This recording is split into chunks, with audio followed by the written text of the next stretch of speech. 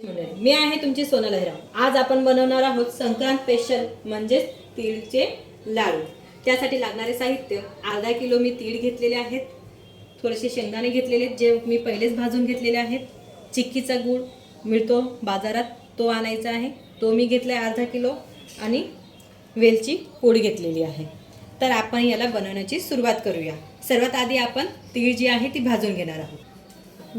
Gas चालू करून आपण त्याच्यावर पातेली ठेवून आता आपण तीळ जे आहे ते काय करणार आहोत, भाजून घेणार आहोत। ती थोडी ब्राऊन झाली तोपर्यंत आपण त्याला छान भाजून घेणार आहोत।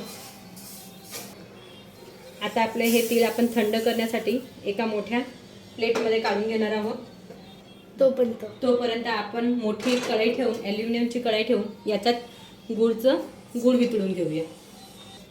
कढई आपण गरम करायला ठेवलेली आहे, त्याच्यात आपण तूप टाकणार आहोत 2 चम्मच। तूप टाकल्याने काय होणार की आपले जे तीळचे लाडू जे आहेत ते छान नरम राहतील, जास्त कडक होणार नाही। तुम्ही बघू शकता की तूप जे आहे ते आता गरम झालेलं आहे, ते पूर्णपणे वितळलेलं आहे। आपण याच्यात आपण काय करणार आहोत, हा जो गूळ आहे तो टाकून घेणार आहोत। अशा प्रकारे आपण सगळा गूळ त्याच्यात टाकून घेणार आहोत। आता बघू शकतात की आपण काय करतोय, गूळ जो आहे तो पूर्णपणे वितळवणार आहोत आपण।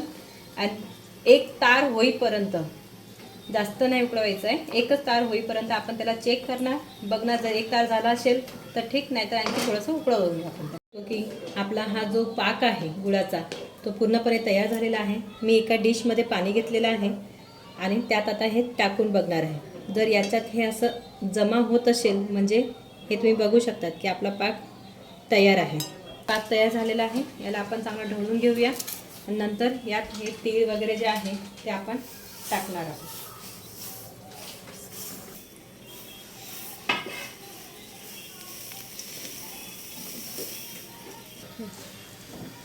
तीळ टाकून आपण आता याला एकजीव करूया, चांगलं एकत्र करायचं आहे,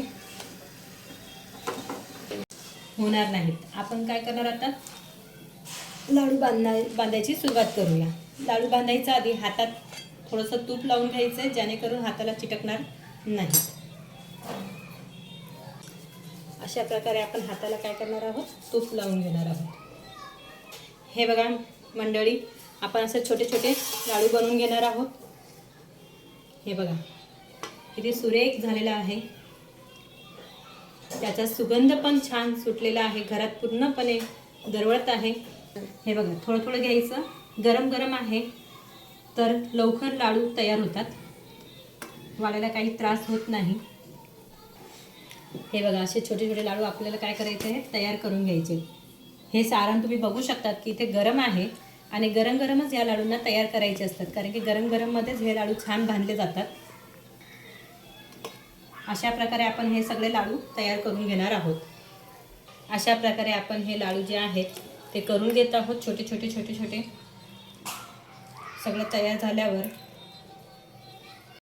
तुम्ही बघू शकतात की आपले हे जे लाडू आहेत तीळचे लाडू ते तयार झालेले आहेत। त्याच्यावर मी हे चिरवंदी दाणे टाकून त्याला सजवलेलं आहे।